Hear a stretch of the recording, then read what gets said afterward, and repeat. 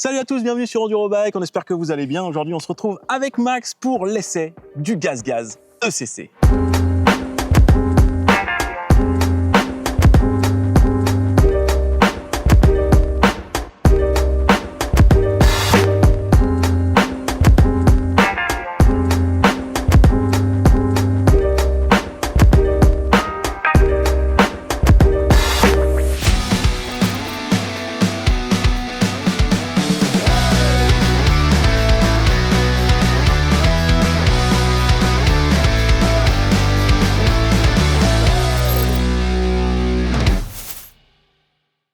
Le CC6, c'est le tout nouveau VTTE Enduro de la marque espagnole GazGaz.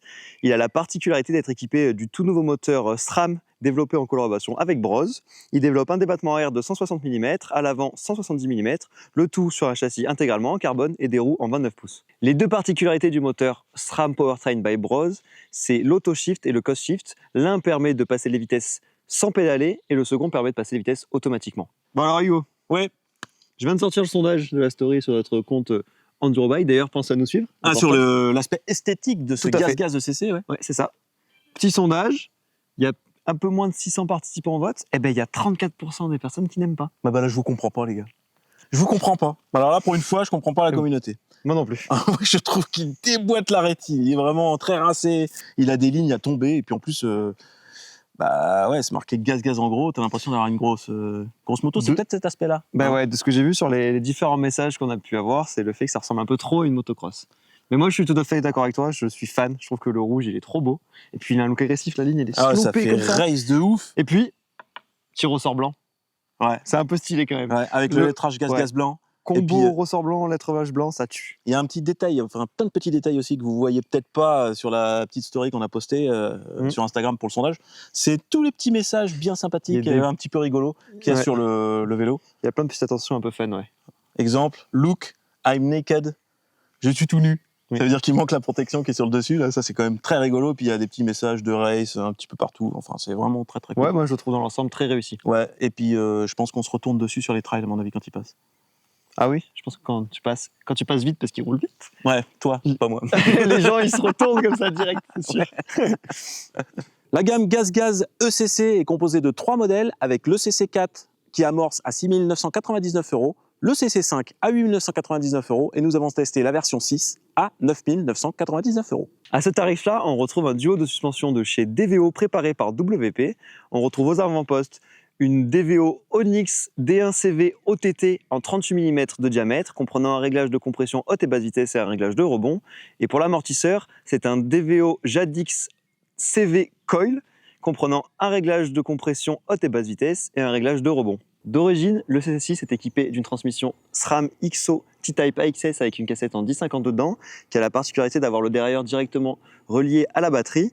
Sur notre modèle d'essai, nous avons un SRAM GX T-Type suite à une casse. Niveau train roulant, on retrouve une paire de roues Newman Evolution EG30 SL. Ce sont donc des roues en aluminium en 29 pouces et en 30 mm de largeur. Elles sont chaussées de pneus Maxxis avec à l'avant un Assegai en carcasse Exo Plus en gomme 3C Max Grip et à l'arrière, on retrouve un mignon DHR2 en carcasse Double Down et en gomme 3C Max Terra. Pour faire tourner cette grosse machine, on retrouve le tout nouveau moteur SRAM développé en collaboration avec Brose. Il développe 90 Nm de couple max, 250 watts de puissance nominale et il est alimenté par une batterie en 600 Wh. Pour stopper la machine, on retrouve une paire de freins SRAM code RSC couplés à 2 disques Centerline avec à l'avant un disque en 220 mm et à l'arrière un disque en 200 mm. Enfin, côté périphérique, on retrouve un poste de pilotage composé d'un cintre Newman Advance en carbone en 800 mm de largeur, en 25 mm de rise et 31,8 de section, couplé à une potence en aluminium et des grippes GazGaz. La tige de selle est une RockShox Reverb AXS en 150 mm de débattement, couplée à une selle physique. Allez, on va parler un petit peu des chiffres de ce GazGaz ECC. Tout d'abord, il utilise une cinématique de type 4-bar linkage, couplée à une géométrie plutôt généreuse. Donc attention au sizing, tout d'abord.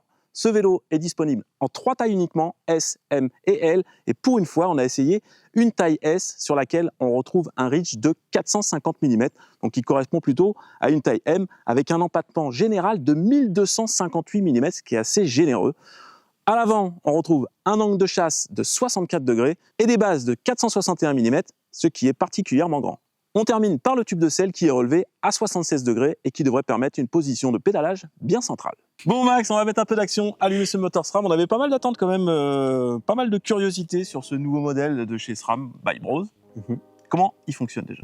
Il fonctionne bien, très très bien. Moi j'ai apprécié. C'est ce qu'on, pour expliquer un peu à vous qui nous regardez, ça ressemble un petit peu au moteur qu'on a pu retrouver sur le Turbo Levo, sur le Spé Turbo Levo. Qui est un Bros également. C'est la même base entre guillemets. C'est pas la même cartographie, mais c'est la même base. Donc c'est des sensations qui se ressemblent. Oui. Il fait 90 Nm de couple. Ouais.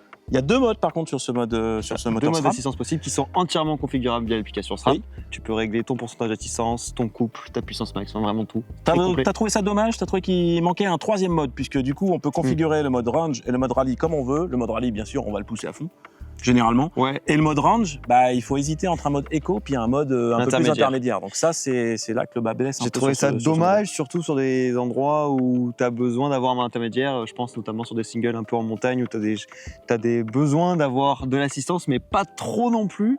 Et tu as besoin de grip, parce que le mode rallye, quand tu le mets à 90% ou 100% de sa puissance, en fait, tu n'as pas beaucoup de grip. C'est trop violent. Ça arrache en vrai. Ouais, ça arrache, c'est trop violent et du coup, tu as un peu du mal à contrôler le vélo. Donc du coup, tu te retrouves avec le mode éco où tu n'as pas de puissance, donc tu as du mal à passer. Donc un 3e mode, ça aurait été... Je pense que ça pourrait être que mieux, mais c'est que du logiciel. Donc à tout moment, un jour, SRAM va débarquer en disant hop, 3e mode. Oui, et puis on a la possibilité aussi de configurer le moteur avant sa sortie. Bon, c'est un petit peu contraignant s'il faut le faire à chaque fois. Mais l'application se manie très très bien. Elle est vraiment quali. Petit point sur l'application, sachant que quand tu connectes l'application au vélo, tu as tous tes pods qui apparaissent, tu peux tout paramétrer et c'est vraiment quali, ça se manipule bien. Ok, ça marche. Niveau bruit, est-ce que tu as senti qu'il faisait un petit peu de bruit le moteur? Il fait du bruit, mais pas plus que les autres gros VTTE qu'on a. Je pense qu'il fait le même bruit qu'un Levo. Ok. En gros, il ressemble vraiment à un Levo en fait. Et niveau autonomie?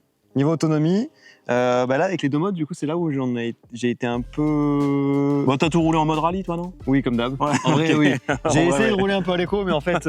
ça t'embête et puis... Enfin, pour être poli quoi, et puis voilà. Du coup, j'ai en mode rallye, donc tout poussé à fond. J'ai fait pas mal de sorties comme ça. En gros, j'arrive à faire 30 km et 1500-1600 de dénive, mais avec du 22 de moyenne quand même, 22 km de moyenne. Ce qui est déjà bien avec une batterie en 600 Wh. Rappelons qu'on a un extender qui est disponible en option. Tout à fait. Voilà. Donc qui permet de faire des plus grosses sorties. On attaque l'essentiel de terrain même. Ouais, attends, j'avais quand même une petite question puisque c'est assez spécifique. Le moteur SRAM, il est couplé quand même avec 2 options qui est l'autoshift et le coach shift. Le coach shift qui permet de passer les vitesses tout seul sans pédaler. Ouais, c'est ça. Donc de pouvoir anticiper sur la vitesse. Mais ça, on en parlera plus tard en descente. Ouais. Et par contre, autoshift. Et l'autoshift, c'est le passage automatique des vitesses en fonction de la force qu'on appuie sur les pédales. L'autoshift qui se règle donc sur 6 possibilités en fonction de si vous voulez mouliner ou plus forcer sur les pédales. C'est ça. Et qui ajuste automatiquement le rapport en fonction de... Tout à fait. Important de préciser que tu peux rouler avec le mode autoshift activé et quand même passer tes vitesses toi-même. C'est pas une vraie boîte auto comme une voiture où c'est bloqué, quoi. Et le désactiver. Voilà. Aussi. À souhait. Qu'est-ce qu'on a pensé? Eh ben moi j'étais un petit peu mitigé. Alors je trouve que ça fonctionne bien, je pense que toi tu es du même avec moi, ça fonctionne bien sur les pentes qui sont plutôt fiables et constantes. Sur des liaisons. Typiquement une liaison par piste forestière avec une pente toujours pareille. Voilà. Quand il y a des grosses cassures de terrain par exemple, des grosses variations, il a du mal à anticiper. Du coup, il n'y a pas d'anticipation et la lecture des capteurs est un petit peu lente. Et il y a des fois tu te retrouves à forcer un peu trop, tu te dis mais quand est-ce qu'il va passer la vitesse? Tac, tout d'un coup il passe la vitesse. Ouais. Et inversement, quand la pente se fait plus douce, et ben tu commences à mouliner et hop, là il passe la vitesse et tu as fait 3-4 coups de pédale un peu dans le beurre. Ouais, il y a un peu de latence. Il y a un petit peu de latence. Ouais, tout à fait. Et toi? Tout pareil? Moi, tout pareil sur la partie, on va dire, piste forestière. Quand ça monte facilement, c'est très bien. Il n'y a rien à redire. Par contre, sur les singles, donc single typé montagne avec des épingles et vraiment énormément de variations de terrain, là, en fait, t'as l'impression que le moteur, il est perdu, quoi. Mais du coup, ce qui est cool, c'est quand même que tu peux venir ajuster toi-même tes vitesses. Donc, ouais, c'est l'autoshift qui est perdu. Le moteur, il est toujours là. Moi, je dirais que pour un usage typiquement enduro, ça suffit largement. Tu peux monter sur les pistes forestières sans poser de questions, c'est trop bien. Tu balades. Puis quand tu pousses le caméraman qui n'y arrive pas en musculaire, du coup, c'est pratique. Tu fais des stories, c'est trop bien. Donc c'est quand même pas mal. C'est quand même pas mal, mais je pense que ça pourrait être un peu plus abouti. Après, c'est que le début en vrai. Donc on va voir jusqu'où ça peut aller. Mais voilà. La partie cycle du gaz-gaz. Partie cycle, vraiment bien. Comment ça fonctionne? J'ai bien apprécié la partie cycle du gaz-gaz. Quand tu montes dessus, déjà la première chose qui est bluffante, c'est la sensibilité des suspensions WP et DVO. Du coup, le grip est quand même très bon à la montée. Le grip est très bon à la montée. Tu rebondis pas sur les obstacles. déjà tu as un ressort, donc beaucoup de Ouais, ça avale un sensibilité, peu. ça avale bien le terrain, full 29, donc un très bon grimpeur. Ouais. Dès que c'est vraiment pentu, tu as une bonne motricité, tu arrives à monter des choses vraiment techniques franchement. Et il se manie quand même bien malgré sa grande longueur. Moi j'avais peur parce que du coup il est assez long pour un taille S. Il est un peu plus pâteau que d'autres vélos quand même. Hein. Oui. C'est un gros 170 et puis pour le faire tourner, il faut quand même y aller. C'est pas un jouet à la montée. Oui. Surtout Par qu'il a contre, beaucoup de c'est un grip et il est un peu collé au sol. Oui, c'est ça, exactement.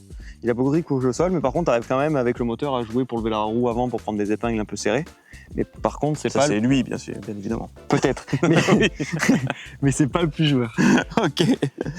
On passe à la rubrique est-ce que c'est pratique ou pas, et on va attaquer avec ses points forts. C'est tout d'abord le fait qu'on puisse enlever la batterie. Elle s'enlève très facilement, suffit de dévisser 2 vis. La première pour enlever le premier cache en plastique et la seconde qui permet de venir maintenir la batterie. La manipulation se fait super bien, c'est vraiment très très pratique. Ensuite, on retrouve une Reverb AXS et ça c'est quand même vraiment pratique parce que ça évite d'avoir un enchevêtrement de câbles entre le cadre en carbone et la batterie où c'est assez délicat de venir régler sa tige de selle en fonction des tailles des différents pilotes. Ensuite, lorsque vous recevez votre vélo, vous avez une protection de la partie supérieure du top tube. Celle-ci est démontable et lorsque vous ne roulez pas avec, vous avez des petits caches en caoutchouc qui viennent faire un rendu très propre sur le top tube. Et en plus de ça, avec le vélo, vous avez un garde-boue livré d'origine. Pour la partie électrique, on retrouve tout d'abord donc 2 SRAM Pod AXS. Ils sont entièrement personnalisables. Vous pouvez configurer les 4 boutons comme bon vous semble. Si vous avez envie de mettre votre transmission sur votre patte gauche, vous pouvez, et inversement. Donc ça, c'est plutôt cool. Tout se passe sur l'application SRAM. Et enfin, le port de chargement se manipule bien. Il est bien maintenu. On ne l'a pas débranché une fois, mais on ne va pas se mentir, on ne l'a pas beaucoup utilisé. On a souvent enlevé la batterie. L'écran d'affichage est quant à lui hyper bien intégré. Ça a un rendu très très propre. Par contre, les informations qu'il propose sont assez limitées. On retrouve simplement le mode assistance dans lequel on roule, également le réglage de l'auto-shift et le pourcentage de batterie qu'il nous reste. On aurait peut-être apprécié avoir la vitesse à laquelle on roule et pourquoi pas l'autonomie. Et pour finir avec les points qui ne sont pas pratiques, c'est tout d'abord le réglage de précontainte de l'amortisseur. La molette est difficilement accessible, donc on a vraiment du mal à venir la tourner pour pouvoir légèrement ajuster son sag. Et surtout, le gros point négatif, c'est le fait qu'on puisse embarquer un simple petit bidon. On peut l'embarquer, donc c'est déjà pas mal, mais par contre, le support de fixation est assez haut dans le triangle avant, ce qui fait qu'on ne peut pas prendre une grande quantité. Peut-être en ayant un support un peu plus bas, ça aurait permis d'avoir un plus gros bidon embarqué sur le vélo. Si on passait à la descente, Ce qu'on préfère. ce qu'on préfère, et puis surtout avec une machine comme ça. 170, 160, Et là, bon, il y a des choses à dire en descente. Tu commences par quoi? Par le confort? On a parlé des suspensions tout à l'heure. Moi, j'ai je envie pense que c'est ouais. le même constat. Hein. Ouais, le même constat. C'est confort et on va dire stabilité. J'ai été bluffé en montant sur le vélo par ça. En gros, les suspensions, comme à la montée, elles se veulent très sensibles. Mais attention tout de même, le réglage, il est un petit peu différent de ce qu'on a l'habitude de rouler chez Fox ou RockShox.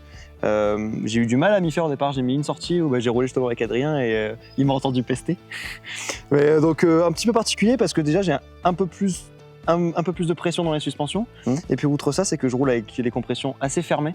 Ce qu'on n'a pas l'habitude de faire sur les cartouches des autres fourches. De moins en moins. Sachant que là, les nouvelles, ça change un petit peu. Mais donc vraiment, les compressions fermées, rouler vraiment dans le débattement avec le maintien. Elles ont énormément de maintien. C'est moelleux hein, quand même. C'est moelleux. C'est moelleux, ça amortit bien et ouais, effectivement, c'est confort. Quoi. Les 160 à l'arrière, t'as l'impression ils sont... Oui, c'est un tapis. C'est un tapis, voilà. Effectivement. Donc très stable, très long. Dans le défoncé, la trajectoire, elle se tienne super bien. La longueur des bases, c'est assez, 461 mm, c'est quand même assez très très long. Hein, donc effectivement, tu sens que le vélo il bouge pas du tout. Hein. Il bouge pas du tout et il est stable à haute vitesse. Après, je pense qu'il a quand même besoin un petit peu de pente pour s'exprimer et de vitesse surtout. Oui, de vitesse et puis d'engagement parce que moi j'engage un petit peu moins que toi et du coup, effectivement, je me suis senti un petit peu moins à l'aise sur ce vélo. J'ai trouvé qu'il était difficile à pivoter de l'arrière. Tu m'as emmené dans des épingles, tout ce que j'aime. Et on avait 2 vélos, un le matin où j'étais avec en montage mulet en montage mulet et ça pivote tout seul. Et celui-là, il faut quand même y mettre beaucoup plus d'engagement. Et même quand tu veux essayer de faire déraper la roue arrière, tu as beaucoup de grip derrière. Du coup, tu as du mal à faire chasser. Tout à fait, je suis bien d'accord avec toi, mais je trouve quand même qu'il est mou et difficilement à faire tournable. À tourner, pardon, excuse-moi. Tu vas y arriver. Je vais y arriver. Ah ben on est en plein cagnard, c'est chaud. Ah oui, il fait chaud. Mais par contre, il se veut quand même avec un petit caractère. Il a un petit truc quand même en plus qui se révèle quand tu roules avec un peu vite, que sur certains vélos tout mou, tu n'as pas. C'est pas juste un chamallow tout mou, quoi. C'est un vélo rassurant. C'est un vélo qui se veut, rassurant. Moi, j'ai bien aimé. Rassurant, avec lequel tu peux rouler très vite. L'avant est très haut. Oui, l'avant est haut. Ouais. L'avant est haut, ce qui fait que du coup, quand il y a de la pente, t'es bien droit dessus et tu sens que tu peux charger. Et Ouais, puis t'as un Assegai devant. Le choix des pneus est très bon, Ouais. avec des bonnes carcasses, les bonnes gommes. Donc non, il se veut très rassurant, moi j'ai vraiment apprécié. Grip sur l'angle, ça va, il se penche bien, enfin tu peux bien l'ancrer dans les virages. Ouais, il s'ancre bien dans les virages, t'as un cadre très sloppy, donc t'as de la place pour te mouvoir autour du cadre. Oui. Donc ça c'est quand même pas mal. Effectivement. Et puis après, le fait qu'il soit en full 29, quand tu prends tes virages, bah, t'arrives à avoir des belles trajectoires et déchirer les virages, donc ça c'est cool. Petit point sur le freinage. Chose très importante quand il y a beaucoup de pentes, comme ici. Ouais, surtout sur un vélo dédié pour la race. Très très bon Hugo. T'es converti à SRAM toi? Bah de plus en plus. C'est marrant, mais Comme quoi, tout change. de plus en plus, j'aime vraiment bien ces codes RSC. Donc ça, c'est les codes RSC et pas les codes STIS, les nouveaux là qui ont sorti. Ouais. Ils sont couplés donc à un gros disque en 220 à l'avant et Ça 200 plante, à l'arrière. Ça plante fort, couplé à la cinématique du vélo. C'est un vrai rail, Ouais, franchement. avec des bases ultra longues, du coup, derrière c'est super stable. Quand tu freines, le vélo il s'affaisse. Ouais. Tout s'affaisse homogénéiquement. Ouais, tes souhaits. Impeccable. Impeccable. Donc vraiment freinage incroyable, j'adore parce que du coup t'abordes n'importe quelle pente sans te poser de questions. Est-ce que c'est facile à faire jouer de l'arrière au freinage du coup? Bah pas tant, c'est un rail. Hein. Ouais, c'est un rail. Hein. Ouais, c'est pas un mulet. Hein. Franchement, c'est. Oui, bah, c'est ce qu'on disait tout à l'heure. Ouais. J'ai du mal à placer l'arrière, même au freinage. Ouais. C'est un peu dur. Il se place hein, en roulant vite, mais il faut vraiment de la vitesse en fait. Je pense que le secret c'est vitesse. Parce que quand t'arrives vite, forcément ça glisse et t'arrives à te placer. Mais oui, c'est pas le plus facilement plaçable à l'arrière. Les sauts au Les guidon sauts. de ce gaz-gaz. C'est pas son truc. Non, il C'est est un pas peu son truc. collé au sol. Hein, quand Ouais, même. il est un peu collé au sol. Lui, je pense que quand tu roules ce vélo-là, ce que tu as envie de faire, c'est franchement de pousser dans les virages, prendre de la vitesse, rester à ras-motte et rouler fast. Est-ce que tu as pris un maximum de plaisir à son guidon? Question fatidique et très importante. Mais alors, moi, à titre personnel, j'ai pris énormément de plaisir. Je me suis régalé. Franchement, j'ai pas envie de le lâcher. Je te l'ai dit plusieurs fois. Ouais. Je le trouve vraiment bien parce que du coup, quand sur les terrains que je roule et avec mon niveau, on va dire, et mon bagage technique, je me régale avec parce que du coup, j'engage, ça roule vite. Ouais, c'est tu le rentres génial. dedans. Ouais. Très bien. Ça roule vraiment fort et tu vois pas la limite du vélo, franchement. Je pense que c'est celle du pilote. Mais je suis pas sûr que tout le monde prenne autant de plaisir. Eh ben moi, que ça colle à j'adore tout le son monde. look, hein, tu vois. Je le Ouais. trouve racé. Enfin, franchement, il me donne envie. Mais alors, je te le laisse. Ouais. Je te le laisse. Moi, j'ai pas les capacités nécessaires pour prendre un maximum de plaisir à son guidon. J'engage pas assez. J'ai un peu du mal à le bouger, pour être totalement franc. Je pense que c'est un vrai vélo qui est destiné à la course, celui-là. Et d'ailleurs, ils ont une plateforme qui est un peu plus destinée, on va dire, à la pratique un peu plus fun, Ouais. avec le MXC, qui est en montage mulé, qui toi commence- correspondra. Ouais, ça me correspondra un peu plus, parce que moi, j'aime bien le jardinage. Ouais, aller champignons, chercher le tout pain, ça. tout ça, Ouais, les champignons, tout le Un bordel. vrai vélo race et à pas mettre entre les mains de tout le monde, ou au moins avoir un bagage technique et au moins de la pente pour qu'il s'exprime. Eh ben écoute, merci beaucoup Max pour cette transparence. Allez, on va terminer par la finition de ce gaz-gaz ECC6 et on doit avouer quand même qu'il y a beaucoup de points forts, à commencer par le poste de pilotage qui est très épuré puisqu'il n'y a aucune câblerie, il y a juste les deux durites de frein. La durite de frein arrière est quand même bien guidée, ça passe sur le côté gauche de la douille de direction, c'est plutôt propre. Niveau protection, on a carton plein, on a tout d'abord le couvre-batterie qui fait office de protection de dome tube qui peut se changer comme disait Max tout à l'heure. On a un sabot en métal, c'est le premier VTTAE qu'on voit avec un sabot en métal sous le moteur et ça c'est quand même super pratique et super bien d'avoir pensé à ça puisque quand on fait des franchissements, du coup on se pose aucune question, d'ailleurs Max s'en est pas posé du tout et on peut le poser sur des souches, sur des cailloux, ça craint rien. Donc ça c'est impeccable. Pour la protection de base, elle a été intelligemment pensée, elle n'est pas collée sur le cadre, elle est fixée via la petite vis qui sert à maintenir le câble du dérailleur arrière AXS et par un système d'élastique qui vient se verrouiller sur le devant de la base. Sur notre modèle, malheureusement, elle a cassé, ce qui a nécessité de la fixer via du Horizon, donc c'est peut-être un petit côté un peu moins positif. On va terminer ce volet protection avec un petit pad en caoutchouc qui est rajouté au niveau du milieu des bases et bien évidemment une coque en plastique, comme vous disait Max précédemment, qui peut venir protéger le top tube en cas de besoin. Et enfin, on va terminer cette finition avec la qualité de peinture qu'on a trouvée plutôt convaincante sur la partie avant et le rouge brillant qui s'est très peu marqué, un petit peu moins sur l'arrière, sur le noir mat qui, comme à son habitude, se marque un peu plus facilement. Bon Max, je pense qu'il est temps de faire une petite synthèse, une petite conclusion sur ce gaz-gaz ECC6. Eh bien, moi, Hugo, j'ai pris énormément de plaisir à son guidon. Je me suis vraiment régalé. C'est un vélo que j'ai trouvé très efficace, très confortable et un vélo franchement parfait pour la race. Moi, je suis d'accord avec toi sur le côté confort et le côté rassurant de la machine. Par contre, j'ai pas ton niveau et j'ai eu beaucoup de mal à profiter des qualités dynamiques de son châssis. Par contre, il est vraiment très sexy, très bonne finition et très pratique. Sur ce, j'espère que vous avez bien kiffé cette vidéo. Nous, on a pris plaisir à vous la proposer. Si vous avez des questions sur ce gaz ECC6, il y a la case commentaire qui est faite pour ça. On vous répondra avec plaisir. Vous pouvez également vous abonner. Bien Ça sûr. fait toujours plaisir. À nos Merci réseaux beaucoup. sociaux également. Et nous, on se dit à la semaine prochaine. Ridez bien et ridez safe. Allez, ciao. Tchuss. Max. Et Hugo. Max. Et Hugo. Petite question. Oui. T'as une course à faire. Trophée Enduro des Alpes. Des grosses spéciales. Ouais. Tu prends lequel? C'est... Gaz ECC6 ou la Pierre GLP3? Je sais pas quoi dire. C'est trop dur à choisir.